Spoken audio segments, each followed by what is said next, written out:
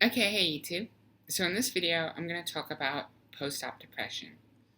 And I happen to be over it. Yay, I'm done with post-op depression. However, I think it's important to talk about it some more and talk about negative SRS outcomes. So in a video recently, I had a couple of comments from another post-op trans woman where she talked about how she regrets her SRS, and when she tries to bring this up in conversation at a trans support group, she kind of gets shouted down and almost kicked out of the group, or she doesn't want to go anymore. And that's obviously problematic. And I think that that's worth talking about here. Why trans people don't want to hear this. And I don't know what her reasons are. For regretting SRS. It could be complications that come with a major surgery like SRS. It could be that she went in with expectations and those expectations were not met, regardless of if they were reasonable or not. Or it could be something completely different. It's really not important. It's definitely not my business. And I don't think that people who don't want to hear about it really necessarily care about her particular reasons. And I think that there are sort of two or three things why trans people don't want to hear this. The first is that trans women in particular, I think, put SRS kind of as the holy grail of transition. They put the pussy on a pedestal, to borrow from the 40-year-old virgin. And when you do that, you don't want to hear people kind of detract from that, or you don't want to sort of perceive this awesome, fantastic, great thing that you really want, that you feel like you really need. You don't want to hear that it, potentially creates other problems for you. You definitely don't want anti-trans people to hear trans people say this kind of stuff, because then they will use that as ammunition for their arguments. You don't have to look very far to find idiots out there on the internet saying that, look at this, like this tabloid detransition story of somebody who wants to reverse their SRS is proof that trans people are crazy, they're delusional, and the surgery doesn't solve their problems. Some might even reference the long-term follow-up study that was conducted in Sweden, where they showed that post-op mortality was still higher than the general cis population mortality.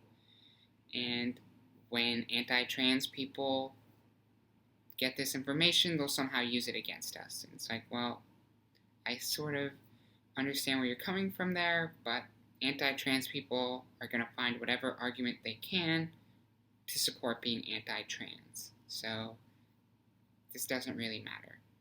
And I think probably the final reason that trans women don't want to hear this is because the gatekeeping process to actually get to surgery in the first place is already pretty difficult. Like, I had a therapist deny me hormones. I had an insurance company try to deny the coverage that I was explicitly offered. If all of a sudden negative outcomes are talked about more in the open, or seem to appear more frequently, then maybe the medical community will use these negative outcomes to make the requirements tougher, stricter, so that they don't have as many people regretting their decision and or wanting to reverse their decision. And I think that much like the anti-trans people will use this against us, I think that this argument is a little bit flawed, because the medical community who are involved with trans patients want the best for trans patients. And so if we can be more open, be more honest about the complications, the difficulties, and the regrets that we have with surgery, the better it is for them, so that they can learn how to perhaps manage expectations better, or help people through the recovery process, or figure out what are these complications that are the most prevalent and what can we do to stop it. Like, more information is always, I think, better for the medical community, and withholding that information not only makes it more difficult for them to do their jobs, but it also makes it more difficult for trans patients to go in with more reasonable expectations and more information about that decision, because this is a major decision. It is a major surgery. There are potential complications, and if you're part of the 2% who have a negative outcome or whatever, like, you don't care that there's only a 2% chance of this happening because it did happen to you. But if you can go in understanding what the risks are, what the complications are, and you can say, worst case, I am willing to live with that, then you're going to come out of surgery, I think, with whatever outcome you're going to get, but better prepared to deal with that outcome. So I would really love to see people be willing to share those types of stories, as difficult as they may be, and be honest about it.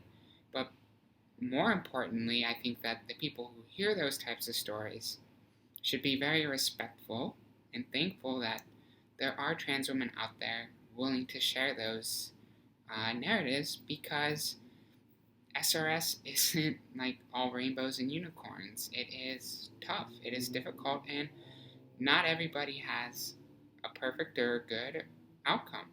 And we should be honest about that, and that doesn't make them less trans or less of a woman than anybody else. It just means that they didn't have the same luck. And they should be allowed to talk about those things in trans spaces or anywhere else if they want to. And we should be supportive of them. And I really don't think there's so much to say about this, except that, if you see that happening, call it out, because it's probably trans people wanting their perception of the right way to transition, the right way to be trans, to be reinforced. And this is just part of being trans.